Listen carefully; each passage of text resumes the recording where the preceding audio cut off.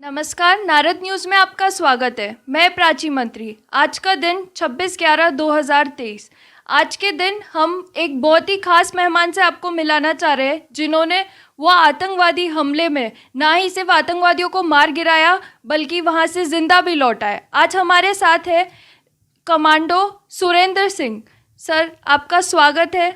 हम आपसे जानना चाहेंगे, आप अपने जीवन के बारे में छोटा सा परिचय दीजिए। थैंक यू, धन्यवाद प्राची जी और उसकी पूरी टीम का मैं धन्यवाद करता हूँ कि जो है ना इन्होंने अपना इतना कीमती समय निकाल के और मुझे आज जो है राजस्थान के अंदर मुझे बेगू विधानसभा के अंदर में आया हुआ था, यहाँ ढूंढ निकाला। आपके जज्बे को सलाम और आपकी पूरी टीम का और दर्शकों को भी मैं जय हिंद कहता हूँ। 26/11 के हमला देश भुला नहीं सकता। वो हमला जिसमें देश के 200 लोगों को मार गिराया आतंकवादियों ने, निर्दोष लोगों को, हजारों लोगों को गोलियां मारी। तो उस हमले का जब चर्चा आता है, जब नाम आता है, तो हम लोगों के रोंगटे खड़े हो जाते हैं। मैं अपने बारे में आपको ज़रूर बताऊंगा, कहाँ से आया, कैसे हुआ। तो मैं एक गांव का रहने वाला हूं, हरियाणा के अंदर मेरा छारा गांव है। मैं एक गरीब किसान का बेटा हूं और आम जो एवरेज स्टूडेंट होते थे उसी की तरह मैंने पढ़ाई की गांव के सरकारी स्कूल के अंदर। और वहीं मैं बास्केटबॉल खेलता था, तो मैं बास्केटबॉल का बहुत अच्छा खिलाड़ी था। मैंने बास्केटबॉल से नेशनल खेला। और हमारे गांव के अंदर फौज में भर्ती होने की होड़ लगी रहती है। हर घर के अंदर हमारे गांव के अंदर बच्चा बच्चा फौज के अंदर है। हमारे गांव में एक सिपाही से लेकर मेजर जनरल तक हमारे गांव के अंदर नौकरी के अंदर हैं, पेंशनर हैं। तो एक देशभक्ति का जो जज्बा है जो हमारे गांव के लोगों में बड़ा ओत प्रोत है। सेकंड वर्ल्ड वार के अंदर भी हमारे गांव के करीब करीब क्यों ना 30-32 जवान जो ना उस समय शहीद हुए।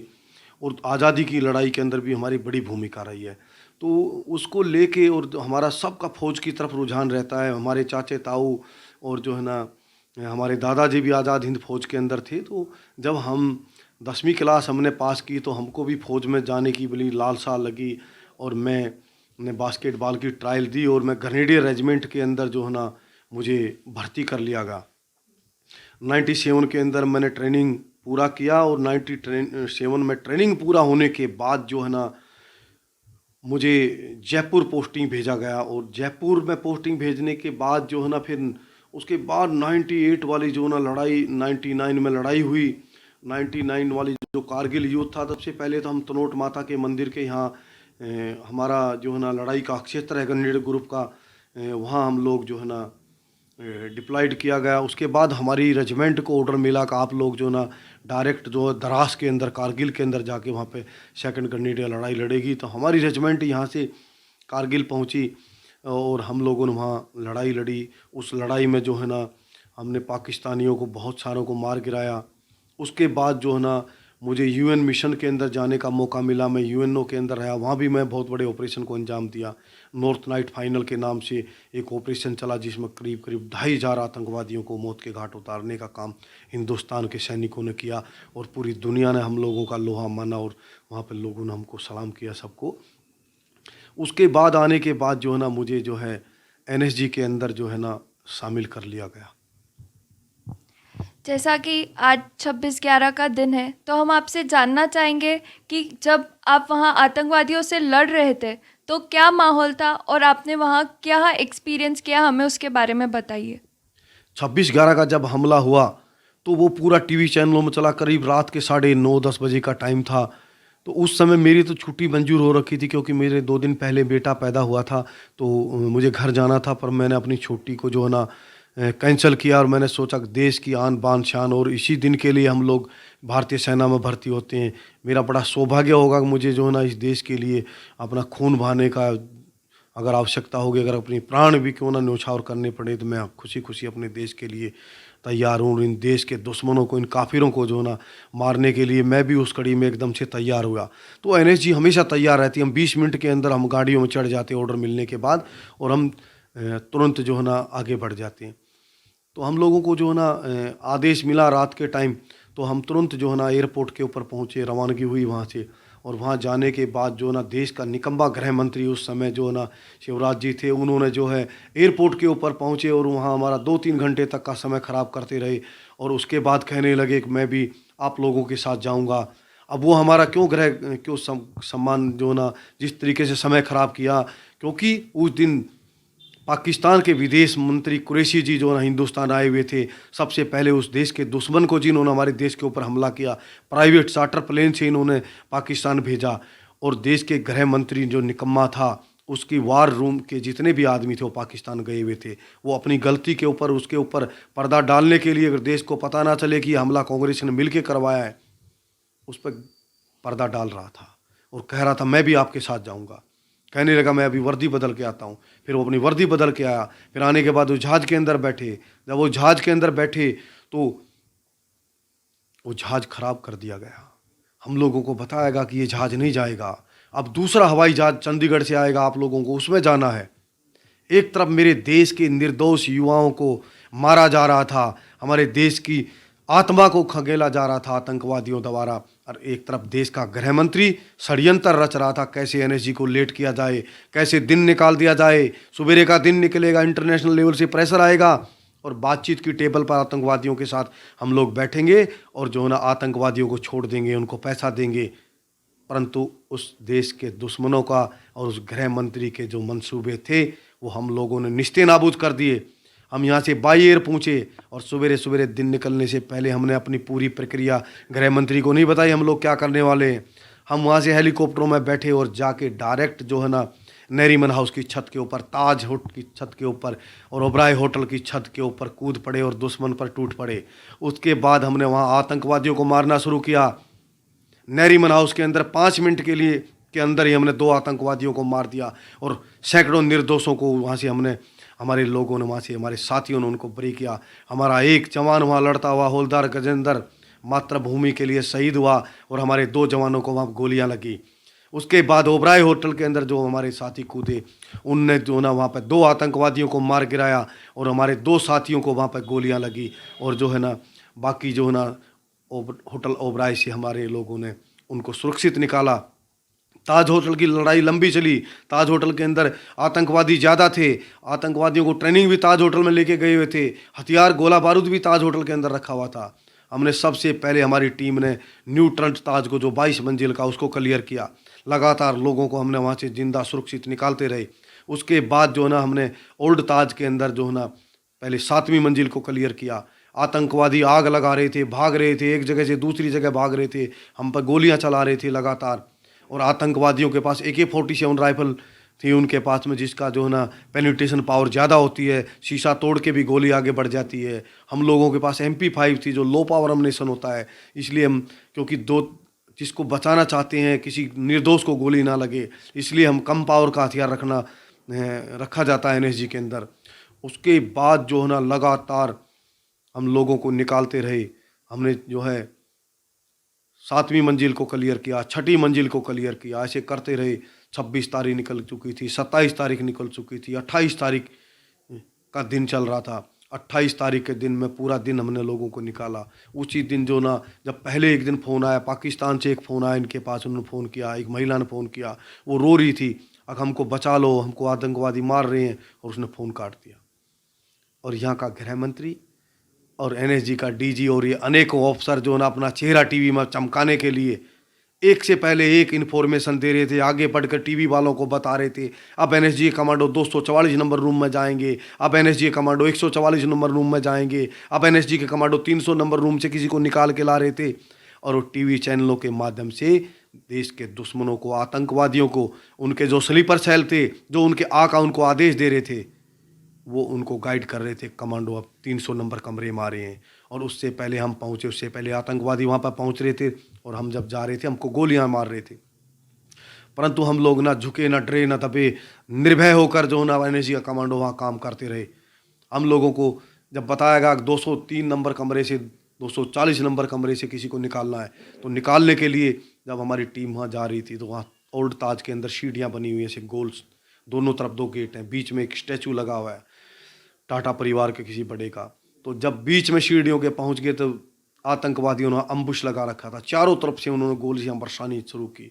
और जो गोलियां बरसानी शुरू की तो इसी राजस्थान की भूमि का जो ना अलवर का जो ना सुनील जोधा नाम का एक मेरा युवा साथी, जो गाइड चला हुआ था उसको 8-7 गोलियां लगी और गिरने लगा। उसको पीछे 2 नंबर के ऊपर भी सुनील यादव करके नाम का हरियाणा का एक साथी चला हुआ था, उसने उसको पकड़ा, उसके हिप में 2 गोलियां लगी, वो दोनों गिरे। तीसरे नंबर पर मेजर उन्नी कृष्णन साहब चल रहे थे, उन्होंने जंप किया और वो अंदर कूद गए कमरे के अंदर। जब वो अंदर कमरे के अंदर कूदे तो उसी बीच जो पीछे उनके 2 साथी और चले थे उनको भी गोलियां लगी, क्योंकि 5 आदमी की ही एक टुकड़ी होती है, 5 आदमी की एक हिट होती है, 20 आदमी की एक टीम होती है, ज़्यादा भीड़ नहीं लड़ती, कमांडो छोटी टुकड़ी में लड़ते हैं। तो जो अंदर जब मेजर उन्नी कृष्ण कूदा तो उनको जो ना लड़ते उन्होंने कहा तुम पीछे हट जाओ और जिनको चोट लगी उनको लेके जाओ। तो जैसे वो कूदे तो उनको एक गोली लगी यहाँ पे, उनको हेड शूट हो गया और एक गोली में जो है ना वो लड़ते हुए दुश्मन से मातृभूमि की रक्षा के लिए जो है ना और दुश्मन से लड़ते लड़ते दोनों वीर गति को प्राप्त हुए। मैं ऐसे अपने साथी वीर योद्धा जो है ना मेजर उन्नी कृष्णन को आज जो है ना सलूट करता हूँ, सलाम करता हूँ। उसके बाद वो लड़ाई चलती रही, हमने अपने साथियों को रेस्क्यू किया और उनको मेडिकल पहुंचाया। आज वो सुरक्षित हैं, जिंदा हैं, अपने परिवार के साथ ठीक हैं। उसके बाद जो आतंकवादियों ने वहाँ से जगह बदल ली। उसी बीच में वो उन्नी कृष्णन साहब का भी हथियार उठा ले गए और एक रेडियो सेट उठा ले गए। जब रेडियो सेट से भी अगर मैसेज आ रहा तो उनको पता चलने लगा। अब वो लगातार हम चलते रहे। उसके बाद हमने चौथी मंजिल को क्लियर किया। चौथी मंजिल के अंदर हमने एक आतंकवादी को पकड़ लिया, उसको उसके साथ मुठभेड़ हुई, हमने उसको मार गिराया और जो ना उसको ऊपर खिड़की से हमने नीचे फेंकने का काम किया उसको। उस आतंकवादी को मरने के बाद हमारी भी और ज़्यादा हिम्मत बढ़ी और जो ना आगे चौथे फ्लोर को क्लियर करने के बाद हम तीसरी मंजिल को हम लोगों ने क्लियर किया। फिर हम सेकंड फ्लोर के अंदर आए। सेकंड फ्लोर में जब हमने कई सारे कमरों को करने के बाद क्लियर, बहुत प्रक्रिया करनी पड़ी थी। गेट नॉक करने के बाद भी, कहने के बाद भी हम एनएसजी कमांडो आपको बचाने के लिए आए हैं। लोग इतने दहशत में थे, इतने डरे हुए थे कि कोई गेट नहीं खोल रहा था। गेट को, हर एक गेट को तोड़ के निकालना पड़ रहा था एक एक आदमी को। तो जब अचानक जब मैंने गाइड का काम करने लगा तो गाइड जब मैंने 2-3 रूम सर्च करे तो मैं जब आगे बढ़ा तो एकदम एक दरवाज़ा खुला। ऐसे हालात में जब कोई भी दरवाज़ा नहीं खुल रहा था, ये दरवाज़ा क्यों खुला? एकदम मेरे दिमाग में बात है। जो मेरे पीछे मेरा साथी चला तो मैंने उसको पीछे पुश किया। वो पीछे वाले उसके अंदर घुसा। आतंकवादी ने मेरे ऊपर ग्रेनेड मारा। जब आतंकवादी ने मेरे पास ग्रेनेड मारा तो मैं गैलरी के अंदर था, तो मेरे पास कोई जरिया नहीं था, आड़ नहीं था। आड़ के बगैर मैं बच नहीं सकता था, क्योंकि ग्रेनेड 8 मीटर का उसका किलिंग एरिया होता है। तो मैंने सेकंड फ्लोर से नीचे जंप लगा दिया। जब मैंने नीचे जंप लगाया तो मैं उसकी पाइप में मेरा हाथ फंसा और मैं नीचे हैज के ऊपर गिरा। उसमें मेरे पैर में चोट आई, मेरे हाथ की हड्डी में चोट आई। मैं तुरंत एकदम, मुझे लगा जब ट्रूप से अलग हो जाता है तो बहुत मुश्किल हो जाता है। मैं नीचे पोजीशन लिया। नीचे जब मैं घुसा तो बार था वहाँ पे काफ़ी। उस बार के अंदर जब मैं घुसा तो मैं पीछे में, हमारे हथियार में लाइट भी होती, लाइट जलाई तो कुर्सियाँ इधर पड़ी हैं, उधर पड़ी हैं, डेड बॉडियाँ पड़ी हैं। तो मैंने पीछे उसका स्टोर था, स्टोर तक मैं पहुंचा। इतनी देर में हमारे लोगों ने उन आतंकवादियों के ऊपर हमला कर दिया। देश में एकमात्र फोर्स दुनिया में ऐसी है जो ऑफेंसिव लड़ाई लड़ती है। पूरी फोर्सें डिफेंसिव लड़ाई लड़ती हैं। तो वो 10-15 सेकंड के अंदर जैसे उन्होंने अटैक किया तो वो वहीं उस गेट के पास सीढ़ियाँ थी गोल चक्कर वाली, उसके नीचे बार बना हुआ था और मैं उसके स्टोर रूम तक पहुंचा हुआ था। अब मैं वहाँ निकल नहीं सका तो मैं स्टोर रूम से उस सीढ़ियों में फायरिंग शुरू कर दिया। उस सीढ़ियों की फायरिंग के अंदर एक आतंकवादी को और जो है ना हमने मार गिराया और 2 आतंकवादियों ने सीधा नीचे जंप लगा दिया। और जंप लगाने के बाद वो बार की आड़ में वो मुझ पर फायरिंग करते रहे। ऊपर से भी मेरे साथियों की गोली नहीं लग रही थी, कोई किसी तरह का असर नहीं हो रहा था। वहाँ घंटों वहाँ लड़ाई चलती रही। जब मैंने घेर लिया तो आतंकवादी भी डरे हुए थे, कहते रहे कि हम लोगों को, हम सरेंडर होना चाहते हैं, हम बचना चाहते हैं, अल्लाह ताला की कसम हम ज़िंदगी में ऐसे नहीं करेंगे, हम तौबा करते हैं। और मैं उनको कह रहा था, बदमाशों, तुमको आतंकवादी छोड़ने वाला नहीं है, तुमको जिंदा नहीं छोड़ेंगे, तुमको सिलेंडर की आवश्यकता नहीं है हिंदुस्तान को, जिसने हमारे देश के इतने नौजवानों को मार गिराया। हमारे एनएसजी के कमांडो जो शहीद हो गए लड़ते लड़ते, अब हमको जिंदा नहीं पकड़ेंगे हम तुमको। तो वो चलने के बाद 1.5 घंटा तक हमारी बातचीत चलती रही, गोलियां चलती रही। मुझे लगा गोलियां तो ख़त्म होनी है और गोलियां ख़त्म होंगी तो आतंकवादी मारेंगे। क्यों ना मैं आतंकवादियों की गोली से मरने से अच्छा एक ग्रेनेड अपने पास रख लेता हूँ। आतंकवादी अगर इधर आने की कोशिश करेंगे तो अपने ही ग्रेनेड से उसकी पिन निकाल के और उसको यहीं भड़का दूंगा, और जिससे आतंकवादी भी मारे जाएंगे और मैं भी जो है ना देश के लिए शहीद हो जाऊंगा। जो भी होगा बाकी आगे देखा जाएगा। पर उतनी देर में 1.5 घंटा बाद बाहर मैंने मेरे साथियों को मैसेज दे दिया था और मेरे साथी वो गेट से लगातार बीच से भी फायरिंग कर रहे थे कि इधर से इधर आतंकवादी ना जाए। मुझे बाहर निकाला गया। बाहर निकालने के बाद मुझे गर्म पानी पिलाया गया। मुझे स्प्लेंडर लगे हुए थे, पूरे शरीर में जख्मी था, मेरी पूरा गीला हो रखा था, जूते भी खून से। और मुझे जो ना मैंने हमारे पास इंजेक्शन रहते हैं, मॉर्फिन के इंजेक्शन हम खुद ही लगा लेते हैं, हम इंजेक्शन लगा के दर्द ना हो। और मुझे मेरे जो आईजी ऑपरेशन थे उसने मोटिवेट किया कि आप ग्रेनेडियर के सैनिक है, सर्वदा शक्ति हमारा नारा है, और आप एनएसजी के कमांडो हैं, साहस की विजय। आप जाट बिरादरी से ताल्लुक़ रखते हैं, जाटों ने तो जो ना जब जब भी पाकिस्तान को ललकारा है, हर युद्ध में आप लोगों की बड़ी भूमिका रहती है। जाट बलवान, जय भगवान, आप तो जो ना उस नारे को आगे बढ़ने वाले लोग हो, और आपको अंदर घुसना पड़ेगा। मोटिवेट करने के बाद मोटिवेट किया जाता है, हर जवान को मोटिवेट किया जाता है। अब जिस तरीके का जैसा भी बोला जाता है, जिस भी बिरादरी का होता है, जिस भी धर्म का होता है, हम सनातनी लोग हैं, हिंदू धर्म के लिए अपनी गर्दन कटवाने के लिए तैयार रहते हैं। तो मुझे जब दोबारा बताया कि दूसरा अगर उसमें गाँव कमांडो घुसेगा तो उसको पता नहीं कहाँ पोजीशन है, अंदर के हालात कहाँ, आप 1.5 घंटा अंदर रहे, आपको सही पता है। हमने प्लानिंग किया, प्लानिंग करने के बाद कहा कि मैं एक ग्रेनेड अंदर मारूंगा, स्टैंड ग्रेनेड। 2 ग्रेनेड जो मेरे साथी ऊपर वो नीचे लूप करेंगे, नीचे डालेंगे। जब उनके दोनों ग्रेनेड फट जाएंगे, उसके बाद मैं चौथा ग्रेनेड फेंकूंगा, और मैं चौथा ग्रेनेड फेंकने के बाद वो जो फटेगा तो उसके साथ मैं एंट्री करूंगा। परंतु मेरा जोश इतना अग्रेसिव था उनके प्रति। मैंने ग्रेनेड फेंका, फटा, ऊपर से 2 मेरे साथियों ने ऊपर से ग्रेनेड फेंके, दोनों फटे। और मेरे साथ मेरे 4 साथियों ने और कमांडो ने घुसना था।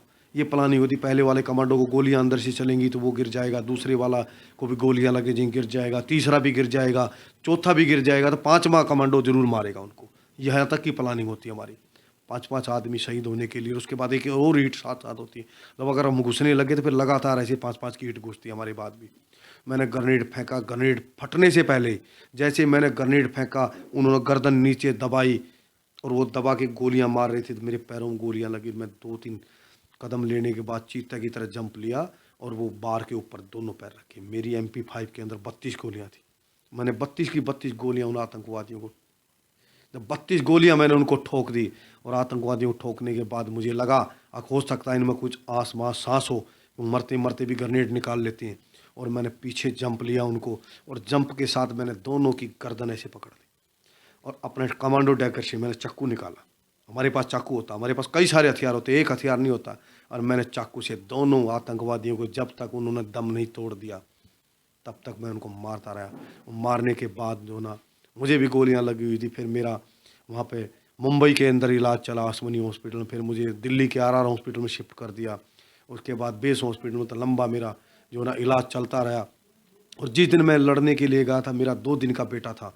और जो है ना हमारे घर परिवार में भी बड़ी वो हुआ कि भाई, क्योंकि टेलीफोनिक वो चीज़ें होती नहीं है, बात होती नहीं है, हालात ऐसी थी। टीवी के ऊपर पूरे देश के अंदर गमगीन माहौल बना हुआ था। पूरे देश के लोग, दुनिया भर के लोग हमारे लिए जो ना मोमबत्तियां जला रहे थे, हमारे अच्छे भविष्य की, अच्छे स्वास्थ्य की जो है ना भगवान से प्रार्थना कर रहे थे कि जो ना ये कमांडो जो लड़े हैं, जिनको चोट लगी है, जो जख्मी, उनके परिवार को, उनको, उन लोगों की दुआएं जो ना हमारे काम आई, और जो ना हम सुरक्षित घर लौटे।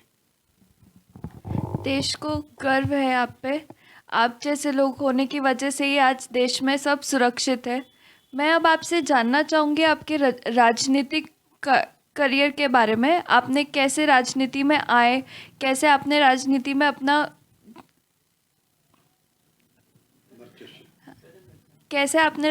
अपना कदम रखा, हमें उस बारे में बताइए। उसके बाद जो है ना देश की भ्रष्ट सरकार ने, जो है ना कांग्रेस की सरकार थी उस समय, जिन लोगों ने आतंकवादियों को मारा, मेरे जैसे आदमी ने आतंकवादियों को मारा। 627 आदमी को ताज होटल से मैंने रेस्क्यू किया। और जिस दिन मैं लड़ने गया था, मेरा 2 दिन का बेटा था, मेरे बूढ़े माता पिता, और मेरी नौकरी भी पूरी नहीं हुई थी। मुझे 14 साल के अंदर मुझे इनाम देने की तो बात अलग है, गैलेंट्री अवार्ड देने की तो बात दूर है, मुझे मेडिकल बोर्ड आउट कर दिया गया। मुझे कहा गया कि आप कमांडो में काम करने योग्य नहीं है, आपके कानों से कम सुनना हो गया है, सुनाई नहीं देता है, आपको पैरों में गोलियां लगी हैं, अब आप कमांडो में काम नहीं करोगे। और मेरे जैसे और साथियों को भी जिन्होंने वहाँ लड़ा, उनको नौकरी से घर भेज दिया गया। 7 आदमी को ताज होटल में गोलियां लगी, अनएशिया कमांडो, किसी को गैलेंट्री अवार्ड नहीं दिया गया। 2 को नरीमन हाउस में गोलियां लगी, आतंकवादियों को ठोका वहाँ पे, और जो ना किसी को गैलेंट्री अवार्ड नहीं दिया गया। मैं अपने घर पेंशन भेजने के बाद मुझे 14 महीने तक कोई पेंशन नहीं मिल रही थी, कोई मेरा इलाज सरकार नहीं करा रही थी, मुझे कोई नहीं पूछ रहा था। मैं हर आदमी के दरवाजे पर गया, मैं सोनिया गांधी से मिला, मैं भूपेंद्र हुड्डा से मिला, मैं राहुल गांधी से मिला, अनेकों नेताओं से मिला, गिड़गिड़ाया, कहा मेरी पेंशन नहीं आ रही है, मुझे गैलेंट्री अवार्ड नहीं मिला। इन लोगों ने जो ना मेरी बातों की तरफ ध्यान नहीं दिया, क्योंकि इन्होंने तो वो हमला करवाया था, इन्होंने वो हमला करवाया था। जिन लोगों ने इस हमले को, इन आतंकवादियों को मारा, अगर हम इनको इनाम देंगे तो पाकिस्तान के आका हमारे से नाराज़ हो जाएंगे।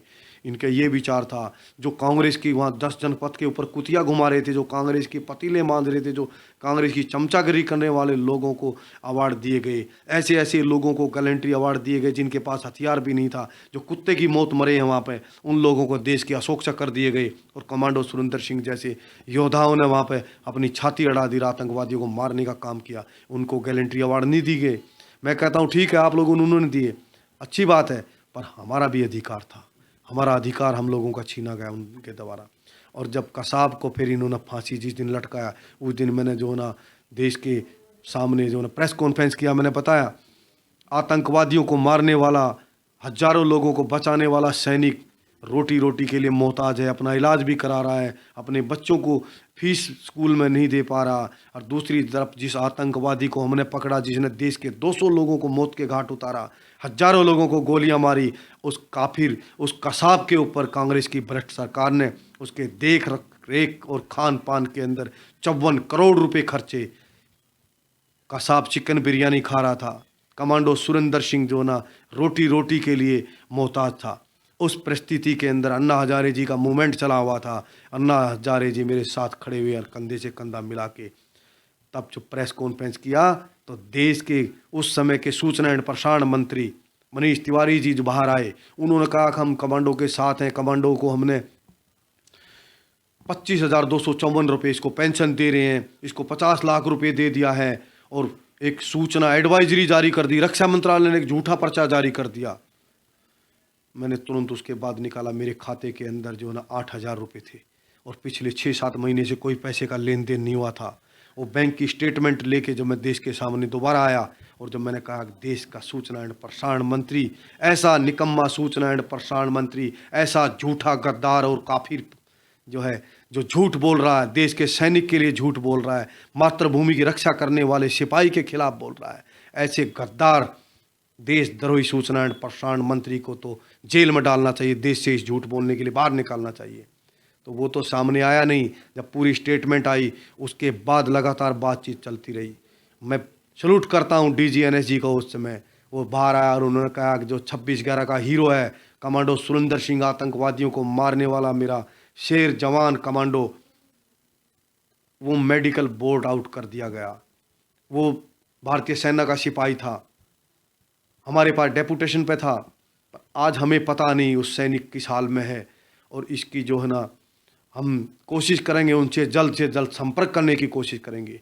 यही बात देश के गृह मंत्री ने बोली। अब 26/11 के हीरो को मैं सलाम करता हूं, पर वो मेडिकल बोर्ड आउट चला गया, हमारे पास डेपुटेशन पर था। उसकी सारी जिम्मेवारी देश के रक्षा मंत्रालय की है, रक्षा मंत्री की है। उसके बाद जब रक्षा मंत्री एंथनी जी थे, वो बाहर आए, उन्होंने बयान दिया कि हम कमांडो सुरेंद्र सिंह के साथ हैं, जो देश की एकता अखंडता के लिए लड़ा है, उसके साथ खड़े हैं। और हमने उसको पैसा नहीं दिया है, हमने उसका पैसा मंजूर किया है, हम उसको जल्द ही पैसा देंगे और इस पूरी प्रक्रिया की जांच कराएंगे, इसमें जो दोषी होगा उसको सजा देंगे।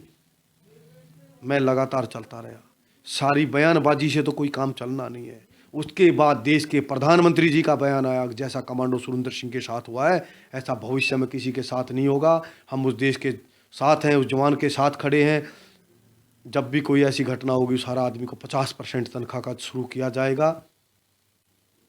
जब उनका बयान आने के बाद मैं भी बाहर आया, मैंने कहा देश के निकम्मे झूठे प्रधानमंत्री, गृह मंत्री और रक्षा मंत्री, काफिरों, कायरों, देश के गद्दारों तुम लोग, तुम पाकिस्तान से मिले हुए थे, हमला तुमने करवाया, और अब ये चुपड़ी बातें करने से पेट नहीं भरता है। मेरा पैसा और मेरी तनख्वाह, मेरी पेंशन, मेरे बच्चों की फीस जमा नहीं हो रही है, मैं इलाज नहीं करा पा रहा हूँ, कब दोगे? उसके भी 5 महीने बाद, 19 महीने बाद मुझे पेंशन मिलना शुरू हुई, मेरा इलाज शुरू हुआ। ऐसी कांग्रेस की भ्रष्ट सरकार थी। जब उस कांग्रेस की भ्रष्ट सरकार के खिलाफ हम लोगों ने जो आंदोलन चलाया, अन्ना हजारे जी ने पूरे देश को जगा दिया। मैं अन्ना हजारे जी का सिपाही बन के खड़ा हुआ। उसके बाद हम लोगों ने आम आदमी पार्टी का गठन किया। आम आदमी पार्टी का जब गठन किया तो पहले ही दिन कहा गया कि कमांडो सुरेंद्र सिंह आम आदमी पार्टी का पहला उम्मीदवार होगा। देश के अंदर जहां भी चुनाव होगा कमांडो सुरेंद्र सिंह चुनाव लड़ेगा और हम पूरे देश में ऐसे देशभक्तों को टिकट देंगे, हम देश को बदलेंगे। हम लोगों ने चुनाव लड़ा, दिल्ली के अंदर चुनाव हुआ, मुझे हरियाणा से ला के दिल्ली में चुनाव लड़ाया गया।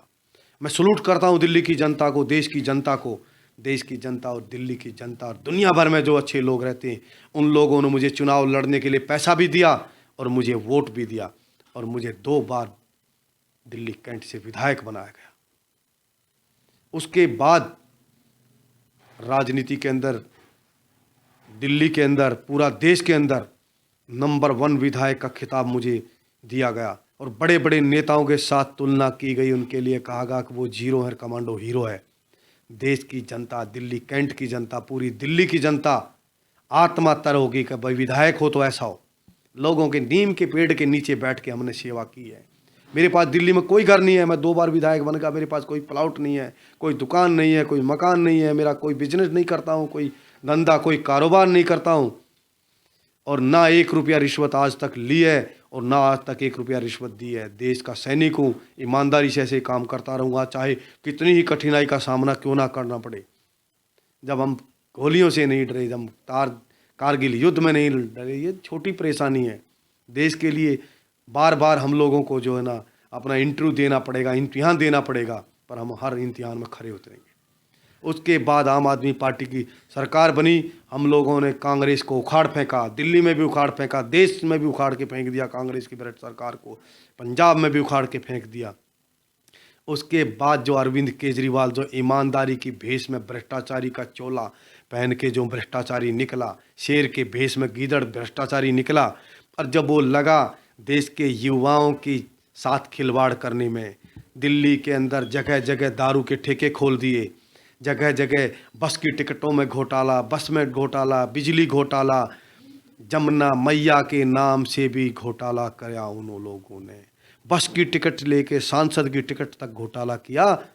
और जब उन्होंने देश के सैनिकों ने सर्जिकल स्ट्राइक किया, पाकिस्तान के अंदर घुस के पाकिस्तान के सैनिक और आतंकवादियों को मार के देश वापस लौटे हमारे सैनिक रात के अंधेरे में, मैं उन सैनिकों को और भारत की रेजिमेंट सेना को सलाम करता हूं, देश की सेना को, बहादुरों को। और कायर केजरीवाल उन सैनिकों के ऊपर क्वेश्चन करने लगे, भ्रष्टाचारी कांग्रेसी सबूत मांगने लगे। तो जब ये कांग्रेसी ये जब सबूत मांगने लगे तो उस काफिर कायर केजरीवाल की कुर्सी को लात मार के और मैं भारतीय जनता पार्टी का दामन थामा और नरेंद्र भाई मोदी जी के विचारों से, राष्ट्र भगत, देश भगत जो हमारे बच्चों के लिए काम कर रहा, राष्ट्र के लिए काम कर रहे, भारतीय जनता पार्टी का सिपाही बन के मैंने अपने आप में गौरव महसूस किया।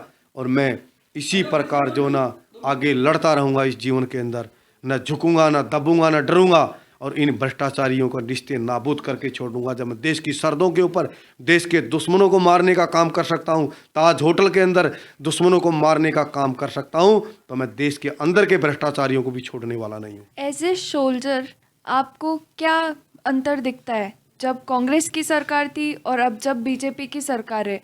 क्या महसूस होता है फ़र्क? क्या विकास रहा है देश में? उस बारे में थोड़ा बताइए। 2014 से पहले कांग्रेस की सरकार थी और 2014 के बाद नरेंद्र भाई मोदी जी की सरकार आई। आपके एक वोट ने एक प्रधानमंत्री को बदला है। आपका वोट ताकत रखता है प्रधानमंत्री बदलने की, एमपी बदलने की, विधायक बदलने की। 2014 से पहले जो प्रधानमंत्री होते थे मनमोहन सिंह जी, वो जब अमेरिका में जाते थे तो उनकी पगड़ी तक रिपोर्ट पर उतरला दी जाती थी, उनके कपड़े तक उधर जांच करी जाती थी। कितना निरादर होता था हिंदुस्तान का, उनसे कोई बात करना पसंद नहीं करता था। और आज जो ना देश के प्रधानमंत्री नरेंद्र भाई मोदी जी जब अमेरिका जाते हैं तो अमेरिका के राष्ट्रपति, प्रधानमंत्री हाथ जोड़ के खड़े हो जाते हैं, वहाँ पे सलाम करते हैं, सलूट करते हैं। मैं सैनिक हूँ, मेरा सीना गर्व से चौड़ा हो जाता है। आज हिंदुस्तान के अंदर G20 हो रहा है, दुनिया भर के प्रधानमंत्री आ रहे हैं, दुनिया भर के नेता आ रहे हैं, कई देशों में हमारे प्रधानमंत्री जाते हैं। कई प्रधानमंत्री तो इतना सम्मान करते हैं, इनके पैरों में जो ना धोख देते हैं। एक 2014 से पहले आए दिन देश के ऊपर हमला होता था, कभी कहीं हमला, कभी दिल्ली बम ब्लास्ट, कभी लखनऊ बम ब्लास्ट, कभी 26/11। जब देश के प्रधानमंत्री नरेंद्र मोदी जी आए, पाकिस्तानियों ने जब देश के सैनिकों के ऊपर हमला किया, रातों रात सैनिक भेज के सर्जिकल स्ट्राइक किया। सर्जिकल स्ट्राइक के अंदर हमारे सैनिकों ने सैकड़ों लोगों को, वहाँ आतंकवादियों को, सैनिकों को मार गिराया। और यहाँ कांग्रेसी सबूत पूछते हैं, अरविंद केजरीवाल सबूत मांगता है। एक तरफ ऐसे गुप्तार गैंग है और एक तरफ देशभक्तों का टोला है। देश का प्रधानमंत्री नरेंद्र भाई मोदी, आज हम बैठे हैं, जब कोरोना आया पूरी दुनिया से पहले जो ना नरेंद्र भाई मोदी जी ने वैक्सीन बना दिया और पूरे देश को जो ना 3-3 डोज जो ना फ्री लगाने का काम किया। ऐसे प्रधानमंत्री हैं देश के। और पहले वाले प्रधानमंत्री, उस समय जो प्रधानमंत्री बोलने से पहले सोनिया गांधी को धोख मारता था, वो जो बोलते थे वो वही कहता था। प्रधानमंत्री तो देश का प्रधानमंत्री होता है, देश का गौरव होता है। एक तरफ देश का प्रधानमंत्री नरेंद्र मोदी है, जिसके कोई बच्चे, कोई परिवार नहीं है। योगी आदित्यनाथ है, हरियाणा के मुख्यमंत्री मनोहर लाल खट्टर जी हैं, यहाँ जो है ना योगी आदित्यनाथ हैं। ऐसे देशभक्तों की फौज जो हमारे बच्चों के लिए काम कर रहे हैं, देश के लिए लड़ रहे, सनातन धर्म के लिए लड़ रहे हैं। और एक तरफ सोनिया गांधी राहुल गांधी को बनाने में लगी है, मुलायम सिंह अखिलेश को बनाने में लगे हैं, लालू अपने बच्चों को बनाने में लगा है, अरविंद केजरीवाल अपने बच्चों का भविष्य बना रहा है, बादल परिवार अपने बच्चों का भविष्य बना रहा है। जहाँ जाओगे अपने बच्चों के भविष्य में लगे हैं। एकमात्र देश का सनातनी प्रधानमंत्री जो राष्ट्र को बनाने में लगा है, देश को बनाने में लगा है, उसके साथ खड़े हैं हम लोग। एक तरफ देश में 2014 से पहले मैं सैनिक हूँ, कोई हथियार नहीं बनाया जाता था, 15 दिन तक लड़ने का हमारे पास हथियार अम्युनिशन नहीं था। और जब 2014 के बाद नरेंद्र भाई मोदी जी प्रधानमंत्री बने, आज हथियार भी बन रहे हैं, गोला बारूद भी बन रहे हैं और लड़ाकू विमान भी बनाए जाते हैं और दूसरे देशों को बेचे भी जा रहे हैं। आज देश का प्रधानमंत्री, 2 देशों की लड़ाई होती है, रशिया और यूक्रेन की, हमारे देश के लाखों युवा नौजवान वहाँ फंसे हुए थे। देश के प्रधानमंत्री नरेंद्र भाई मोदी को पता चला तो दोनों प्रधानमंत्रियों को फ़ोन मार कर कहा, अब मेरे देश के लाखों लोग यहाँ फंसे हुए हैं, युवा नौजवान बेटा बेटियाँ, अगर किसी को भी अगर खरोच भी आई तो मैं ये समझूंगा ये हिंदुस्तान पर हमला है। दोनों देशों ने लड़ाई रोक दी गई और हमारे देश के युवा नौजवान साथी बच्चे तिरंगा झंडा हाथ में लेके एक कॉरिडोर बनाया गया, वहाँ उसके बीचों बीच भारत माँ की जय बोलते हुए मातृ वतन हिंदुस्तान भारत माँ की सरजमी पर ठीक ठाक आके पहुँचे। और दूसरे पाकिस्तान के भी बच्चे, उन्होंने सोचा हमें कोई पूछने वाला नहीं, वो लोग भी तिरंगा झंडा लेके और भारत माता की जय बोलते हुए बाहर निकले। ऐसी बातें, ऐसी न्यूज़ देखते हैं तो हमारा सीना गर्व से चौड़ा हो जाता है। एक ये प्रधानमंत्री हैं जो धाड़ मारते हैं तो पूरा वर्ल्ड घबरा जाता है, और एक वो 2014 से पहले के प्रधानमंत्री थे। यही कहना चाहूँगा, सनातन धर्म के लिए लड़ रहे हैं हम भी, देश के लिए, देश की आन बान शान के लिए मर मिटने को तैयार हैं। ऐसे प्रधानमंत्री के साथ मुझे काम करने का मौका मिला है, ऐसे सनातनी के साथ मुझे काम करने का मौका मिला है। मुझे बार बार जन्म मिले, मैं इसी हिंदुस्तान की धरती पर उसी माँ की कोख से जन्म लूँ और भारतीय सेना में दोबारा से अपना ऐसे ही परचम लहराऊं और इसी देश के प्रधानमंत्री नरेंद्र मोदी जी के साथ मुझे जीवन में काम करने का बार बार आगे भी मौका मिले। अब आपके लिए एक आखिरी सवाल, आप आज की युवा पीढ़ी को क्या संदेश देना चाहेंगे? बिल्कुल, मैं आज की युवा पीढ़ी और मेरे देश की जनता को एक मैसेज देना चाहूँगा। अब जो धर्म के लिए लड़ते हैं, जो हिंदुस्तान के लिए लड़ते हैं, भारत माता के लिए लड़ते हैं, उनका अलग ही सम्मान होता है। जो आज़ादी की लड़ाई लड़े, उन सैनिकों का, भगत सिंह, सुभाष चंद्र बोस जैसों का आज भी सम्मान है। आज भी वो नारे गूंजे जाते, तुम मुझे खून दो मैं तुम्हें आज़ादी दूंगा, ऐ मेरे वतन के लोग हैं जरा आँख में भर लो पानी, जो शहीद हुए उन जरा याद करो कुर्बानी। सबसे पहले तो भारतीय सेना में जाके मेरी बेटे बेटियां, मेरे भाई युवा साथियों को जिनको भी मौका मिले भारतीय सेना के अंदर जाके, पैरामिलिट्री के अंदर जाके, पुलिस के अंदर जाके अपने देश की सेवा करें, देश की सरहदों पर लड़ें, क्योंकि देश सर्वोपरि है हमारे लिए। बाकी देश में जो जहाँ भी ड्यूटी कर रहा है ईमानदारी नेक नीति के साथ करे, ज़िंदगी के अंदर कोई रिश्वत ना दे, ना ले, ना दबे, ना डरे, अपने देश को सर्वोपरि माने। और उन युवाओं को मैं 2 बात, वही आज़ादी के दीवाने जो बात बोलता था, वही लाइन कह के मैं अपनी वाणी को विराम देता हूँ। वतन पर जो भी मरेगा, जो भी वतन पर फिदा होगा, उसकी बात ही अलग है। क्या गाने इस देशभक्ति मातृभूमि जो ना हिंदुस्तान के लिए, चलते भी गए कहते भी गए, चलते भी गए कहते भी गए, आज़ादी के दीवाने, जीना उसी का जीना है जो मरना वतन पर जाने। जय हिंद, जय भारत, भारत माता की जय।